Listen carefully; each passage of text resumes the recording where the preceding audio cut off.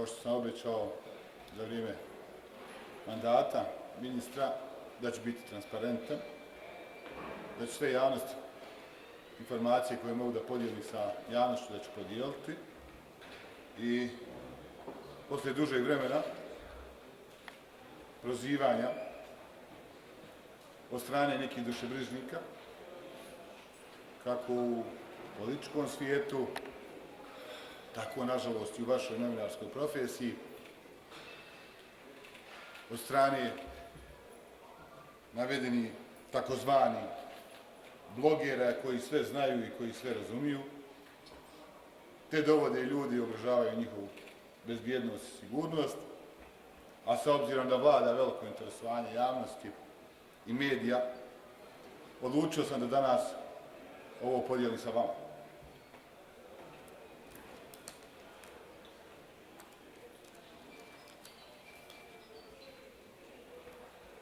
Rješenje za Nenada Nješća, ime oca Rade, jedinstveni matični broj 0407978173 538, raspoređen na radno mjesto ministar u Ministarstvu bezbjednosti BiH, ne postoji sigurnosna smetnja za pristup tajnim podacima stepena vrlo tajno.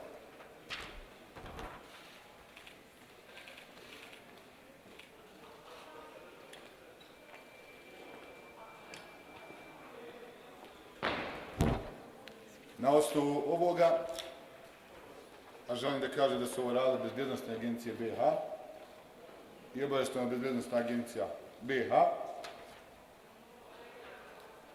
dobio sam pristup, dozvola za pristup tajnim podacima, vrlo tajnim.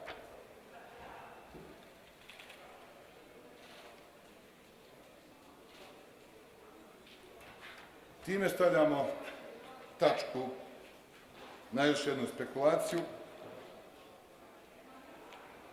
i povezivanje mene sa bilo čim drugim.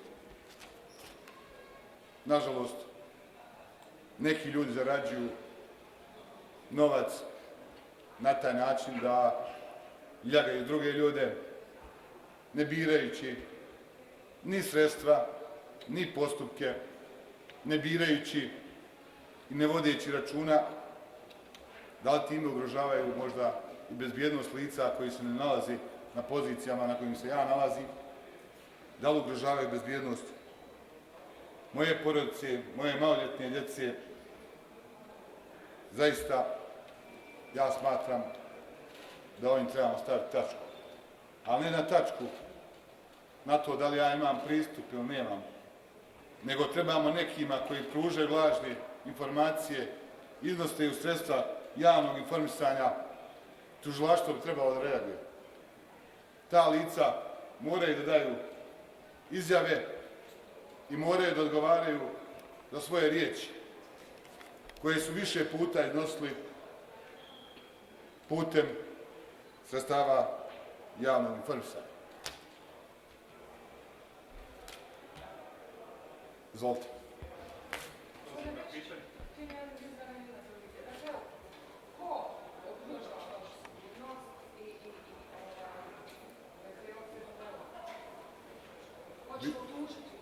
Više puta sam optuživan na raznim medijima i dovodili me u vezu s ljudima koji imaju Sky aplikaciju, Anom, trgovinu narkotičkim sredstvima. Evo danas je to napokon završeno. Ja ne bi mogao dobiti ovu dozvolu za pristup vrlo tajno. Nakon što sam izabran za ministra u Savjetu ministara, prošao sve bezbjednosne provjere prije nego što sam imenovan, evo završili smo i drugi korak i time jasno kazali da ja nemam nikakve veze sa bilo kim, niti sa bilo kakvim nedozvoljenim aplikacijama. Vi znate o kome se radi, najviše o kome se radi.